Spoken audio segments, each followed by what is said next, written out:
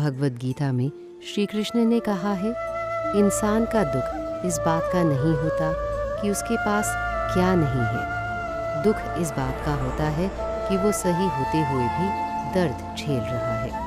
कभी सोचा है, तुम मेहनत करते हो, सच बोलते हो, किसी का बुरा नहीं करते, फिर भी जिंदगी तुम्हें थका क्यों देती है?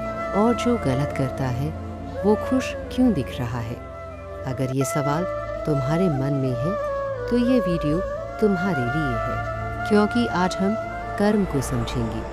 भगवद गीता के नज़रिए से गीता कहती है, कर्म सिर्फ काम नहीं होता, कर्म होता है नियत के साथ किया गया कर्म। तुम क्या कर रहे हो ये उतना ज़रूरी नहीं जितना ज़रूरी ये है कि किस भाव से कर रहे हो।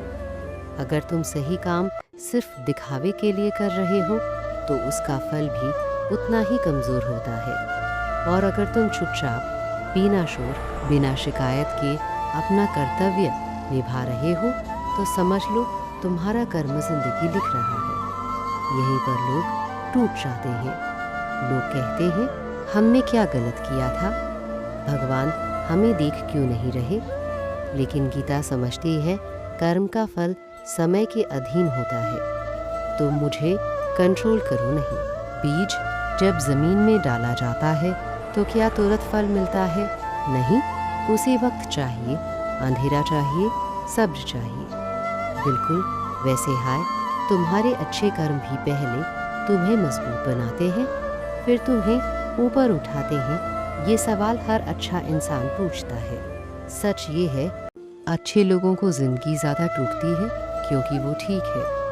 गीता कहती है, जो व्यक्ति दुख में भी अपने धर्म से नहीं हटता, हमारे बराबर भगवान का हाथ होता है। तुम्हारा दर्द तुम्हारी सज़ा नहीं, तुम्हारी ट्रेनिंग है, और जो गलत करता है उसका फल भी पकता है, बस धीरे।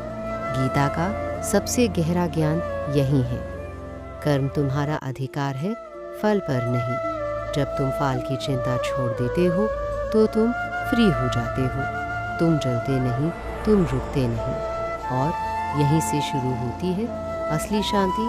अगर आज तुम्हारी जिंदगी तुम्हें समझ नहीं आ रही तो घबराना मत। हो सकता है तुम्हारा कर्म तुम्हें हम जगह ले जा रहा हो जहाँ तुमने कभी सोचा भी न हो। बस एक बात याद रखना, सही कर्म कभी व्यर्थ नहीं जाता। भागवत गीता सिर्फ किताब नहीं, जीने का रास्ता है। अगर आप कृष्ण जी के सच्चे भक्त हैं तो वीडियो को लाइक करके चैनल को सब्सक्राइब करें और कमेंट्स में जय श्री कृष्ण लिखें।